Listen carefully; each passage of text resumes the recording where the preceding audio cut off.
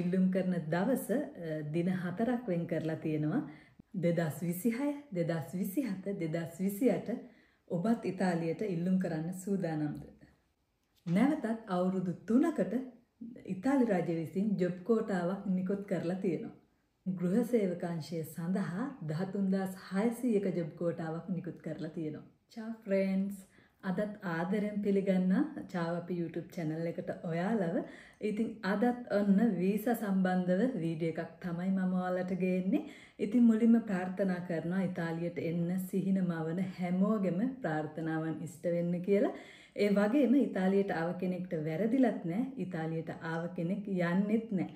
ඔන්න ඉතින් ඔයාලට සුභාරංචියක් තියෙනවා 2026 2027 2028 නැවතත් ඉතාලි රජය විසින් ජොබ් කෝටාවක් නිකුත් කරලා තියෙනවා ඔයාලට ඉතාලියට ඇවිල්ලා ශ්‍රමිකයන් ලෙස ඉතාලියේ ජීවත් වෙන්න. ඒ කියන්නේ ඉතාලියේ වැඩ කරන්න. ඉතින් 2026 2027 2028 යන අවුරුදු 3ටම නැවතත් ජොබ් කෝටාවක් නිකුත් කරලා තියෙනවා ඉතාලි රජය විසින්. ඉතින් ඔයාලට පුළුවන් ඉතාලියට එන්න try කරන්න. ඉතින් 2026 අවුරුද්දේ බැරි වුණොත් ඔයාලට පුළුවන් 2027 අවුරුද්දට ඒ වගේම 2028 අවුරුද්දට try කරලා කොහොම හරි ඔයාගේ ඉතාලි සීනිය සැබෑ කරගන්න.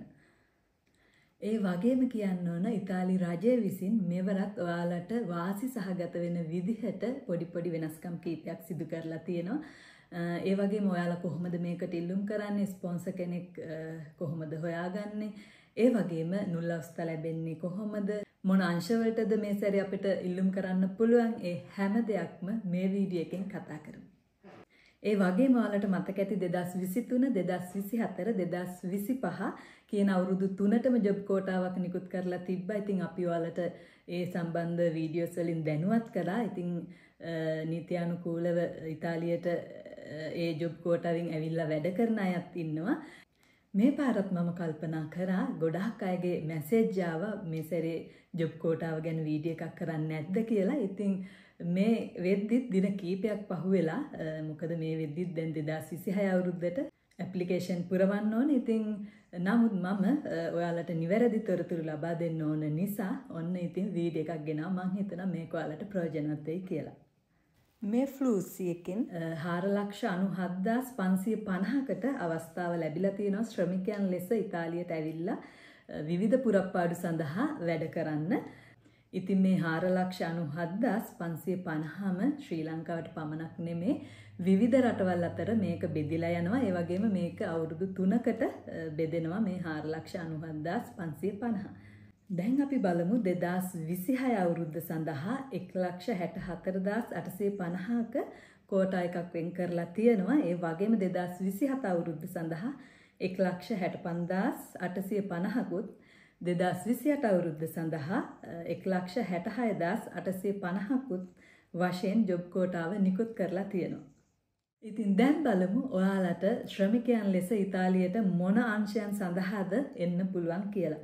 ගෘහ සේවකාංශය, හොටෙල් ආශ්‍රිත රැකියා, දීවර කර්මාන්තය, ප්‍රවාහන ශාස්ත්‍රය, ඉදිකිරීම්, බේබි සීටර්, කෘෂිකාර්මික රැකියා, නැවතැනීම්, දුම්කොළ කර්මාන්තය.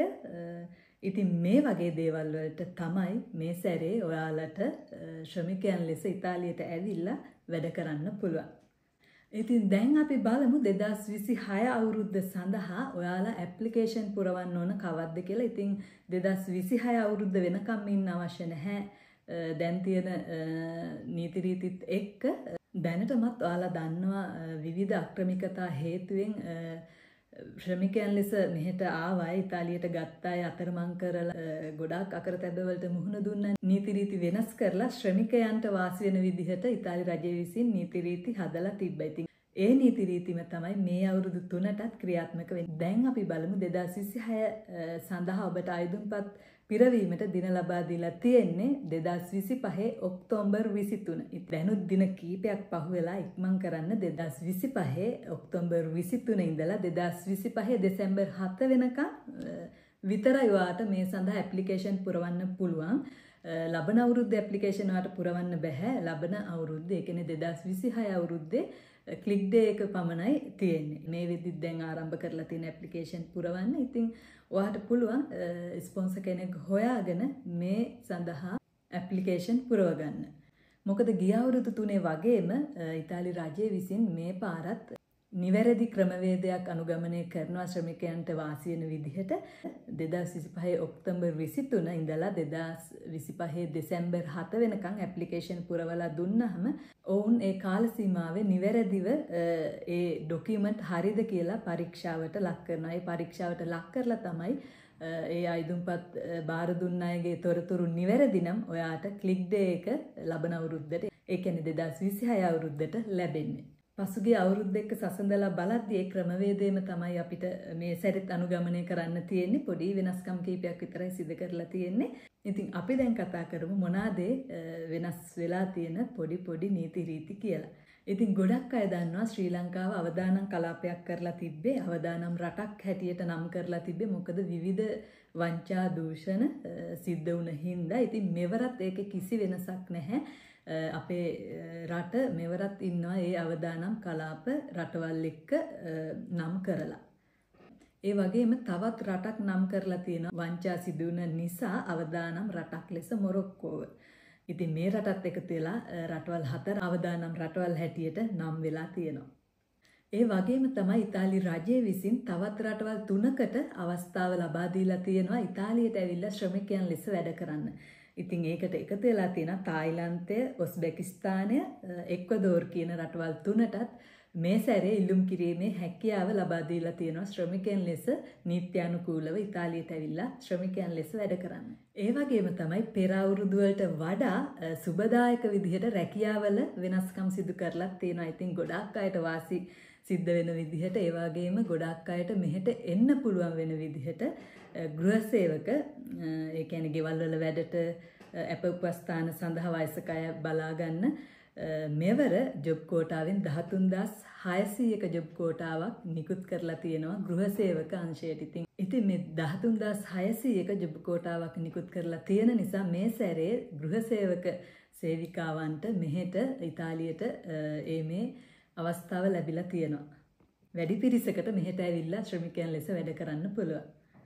ඒ වගේම තවත් විශේෂ දෙයක් තමයි කෘෂිකාර්මික කටයුතු සඳහා මෙහි වැඩි වශයෙන් කෘෂිකාර්මික කටයුතු සිදු කරන රටක් හැටියට ඔවුන් ගිය අවුරුද්ද වල ගත්තේ කෙටි කාලීනව කෘෂිකර්ම ශ්‍රේෂ්ඨයේ නියැලෙන්න. ඉතින් මේ සැරේ ඔවුන්ට වාසි සහගත වෙන විදිහට ජොබ් කෝටාව නිකුත් කරලා තියෙනවා, නීති රීති වෙනස් කරලා තියෙනවා. ඉතින් මේ සැරේ කෘෂිකර්මාන්තය සඳහා දීර්ඝ කාලීනව ඇවිල්ලා වැඩ කිරීමේ හැකියාව තියෙනවා. අපි කවුරුත් කියන්නේ වතු වීසා කියලා. ඉතින් ඔන්න එයාලට සුබ පණිවිඩයක්. මොකද මාස 6ක් ඇතුළත ඩොකියුමන්ට් හදාගන්න බෑ. ඒ හින්දා ඉතින් මේක දීර්ඝ කරපුවාම ගොඩක් අයට ලේසි. ඒ වගේම තමයි භාණ්ඩ ප්‍රවාහනය සඳහා රියදුරන් ලෙස ඉතාලියට පැමිණීමේ හැකියාව තිබුණද ශ්‍රී ලංකාවට අහිමි වෙනවා. මොකද රියදුරු බලපත්‍රය තාම මේ වන විටත් ඉතාලියේ රියදුරු බලපත්‍රයට හරවා ගැනීමේ නීත්‍යානුකූල පසුබිම නොමැති නිසා. ඒ නිසා රියදුරන් හැටියට ඉතාලියට ශ්‍රී ලංකාවෙන් රියදුරන් ලෙස ඉතාලියට පැමිණීමට හැකියාවක් නැහැ. තවත් විශේෂ දෙයක් තමයි ඉතාලියේ සාමාන්‍ය රැකියාවක් කරන කෙනෙක්ට පවා ඔහුගේ හෝ ඇයගේ ආදායම එවරෝ 20000ට වැඩි නම් මේ සැරේ ඔහුට හෝ ඇයට තවත් කෙනෙක් ගෙන්වා ගැනීමේ හැකියාව තියෙනවා. ඒ වගේම තමයි පවුලක් විදිහට ඉතාලියේ ජීවත් වෙන කෙනෙක් නම් ඔහුගේ ආදායම එවරෝ 27000ට වැඩි නම් ඔහුටත් පුළුවන් ඉතාලියට සේවකයෙක් ගෙන්වා ගැනීමට. දැන් අපි කතා කරමු ක්ලික් ඩේ එක කවද්ද, නුල් අවස්ථා ලැබෙන්නේ කවද්ද, ඒ සම්බන්ධව තොරතුරු. ක්ලික් ඩේ එක නැතිනම් ඉල්ලුම් කරන දවස දින 4ක් වෙන් කරලා තියෙනවා. 2026 ජනවාරි 12 වෙනිදා කෙටිකාලීන කෘෂිකාර්මික ශාස්ත්‍රය සඳහා ඒ වගේම පෙබරවාරි 9, 16, 18 දිනයන් ලබා දීලා තියෙනවා. මේ දිනයන් වලට අලුත් අයට ඉල්ලුම් කරන්න බෑ. 2025 ඔක්තෝබර් 23 ඉඳලා දෙසැම්බර් 7 වෙනිදා එනකන් අයදුම්පත් පුරවපු අයට විතරයි මේ ක්ලික් ඩේ එක දීලා තියෙන්නේ. ඉතින් නුල්ලස්ත සම්බන්ධව කතා කරද්දී අයදුම් කරපු පුද්ගලයන්ගේ තොරතුරු නිවැරදි නම් සනාථ කරගත්තයින් පස්සේ එයාලා එදින සිට දින 20ක් ඇතුළත කෘෂිකර්ම ශාස්ත්‍රය සඳහා නුල් අවස්ථා නිකුත් කරනවා. අනිකුත් සියලු ඉල්ලුම් කරපු අයදුම් පත්‍ර සඳහා ඒ තොරතුරු නිවැරදි නම් දින 60ක් ඇතුළත නුල් අවස්ථා නිකුත් කරන බව සඳහන් කරලා තියෙනවා.